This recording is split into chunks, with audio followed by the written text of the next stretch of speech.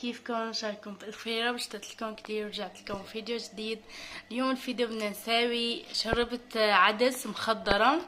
هي شوربة عدس عادية يعني ببصل بس، وفي شوربة عدس مخضرة يعني فيها بصل وجزر وبطاطا وهيك. هلا بدنا المكونات. اول ما نبدا بهالفيديو لا تنسوا تحطوا لايك وتشتركوا بالقناه وتفعلوا زر الجرس ليوصلكم كل شي جديد. ويلا نبلش.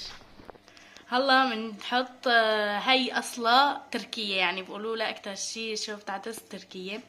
بنحط معلقة كبيرة سمنة، وبنقطع البصل يعني بصلة كبيرة، وكمان بنقطع الجزر جزرتين يعني كبار يكونوا، في كمان بطاطين وفليفلة وحدة وفرنجية وحدة كمان، فرنجي بندورة. هلا من بدنا نقطع بنحط فوقهم. اول شي بنقلي البصل والجزر. وكمان نسيت اقولكن كمان كوساية وحدة كبيرة كمان بنقطعها. اول بنقشرها، يعني اللي بده يقشرها بده ما بده. نحن بنقشرها مشان ما يطلع قشرها.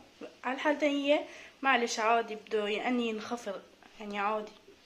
والله بدنا نقلي فيهم بعد ما فرمناهم.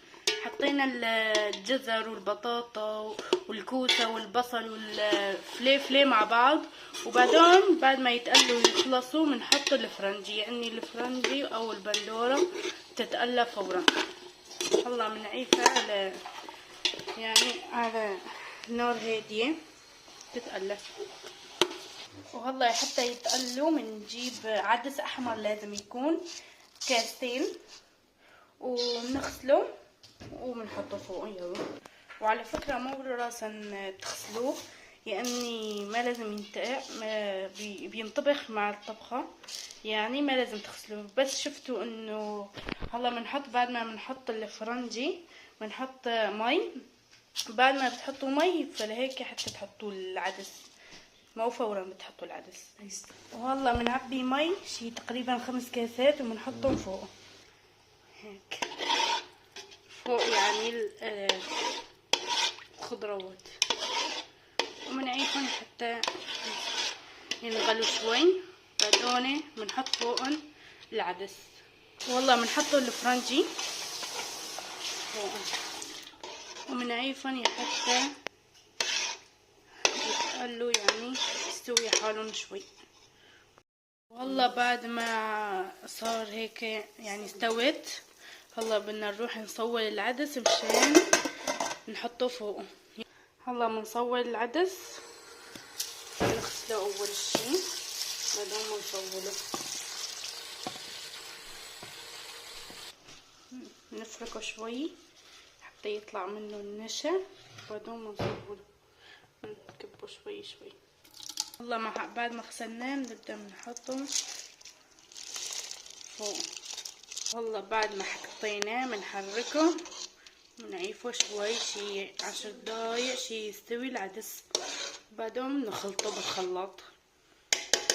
طبعا تكون الحرارة يعني مو كتير عالية ولا قليلة، متوسطة هيك. تنشف ميته.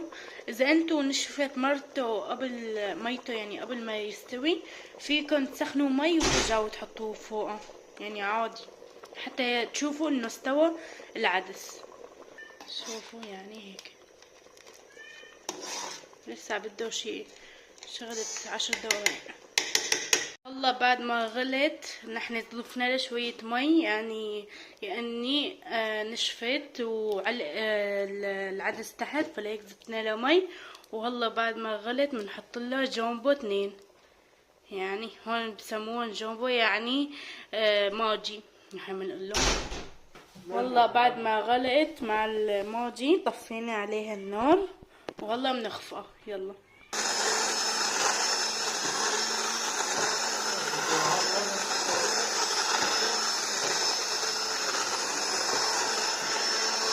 والله هيك بعد ما خفقناها صارت، بس لا تاكلوا هم الرغوة اللي طلعت هلا بترجع بتهمد عادي. صارت هيك جاهزة للأكل. هيك بعد ما راحت الرغوة صار هيك شكله وصار جاهزة للأكل. بس قبل ما ننهي هذا الفيديو لا تنسوا تحطوا لايك وتشتركوا بالقناة وتفعلوا زر الجرس ليوصلكم كل شي جديد، وبحبكم كتير وبشوفكم ان شاء الله بالفيديو اللي جاي، وسلامة.